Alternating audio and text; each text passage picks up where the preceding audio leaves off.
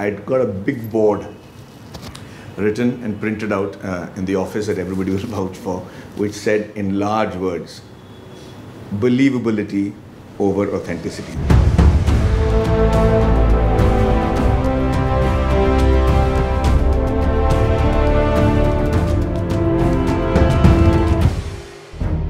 Our brief was very clear. This is something that doesn't happen to us usually. You know, there is someone who's so sure of what they need from the film, what the film will finally get. It doesn't need to look as if we've put up a set.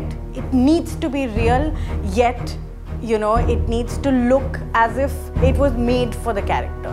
How does a liquid fuel engine look? How does a cryogenic engine look? How does the material look? These are not images or objects that are easily available to common man. And more importantly, let's not forget, their challenges was to make each era look believable. To recreate France, you know, in the 70s, to recreate Princeton, you know, in the 70s, to recreate India in the 90s. It's not an easy job, you know, things are not just lying around. So to get just one element or two elements right, and suddenly you're back in that time. You suddenly feel that yes, I am sitting in a house which was probably built in the 70s. It took us so long to just get our, you know, drawings and 3D models in place just so that we know which pipe connects to what, because it is an engine after all.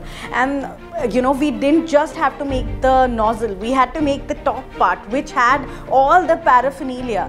And one of the most complicated. And to create it, literally, we created it out of what? Rubber and PVC pipes. Yeah, Copper pipes. Copper. And just to get the paint correct, you know, there is a color to these engines. It's not like a regular because they're alloys. Metal, yeah, because they're made of alloys. To just imagine painting plastic and rubber in that you know, that kind of an alloy tone. It was spectacular. Yeah, it was a 1 week long 3D designing for the engine, and at least 7 to 8 tries of getting the right color tone for it. I think what salvaged us and what finally gave us the utmost pleasure and utmost pride was when Nambi Narayanan saw that engine on our set and told us, this is as good as real. Yeah, we were on, you know, cloud nine.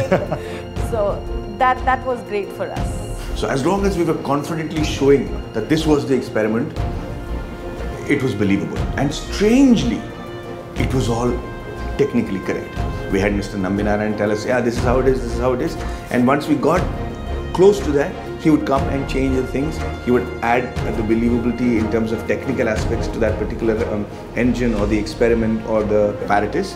And it became, you could see it coming alive right in front of you. So be it the liquid test facility in Princeton or the engines creating that they had to smuggle from Russia and the parts and how they had to put it in vodka bottles. Ranjit and Prerna hit it out of the park every time. And I couldn't have honestly asked for a better team. Again, divine intervention. For the last time, cut it.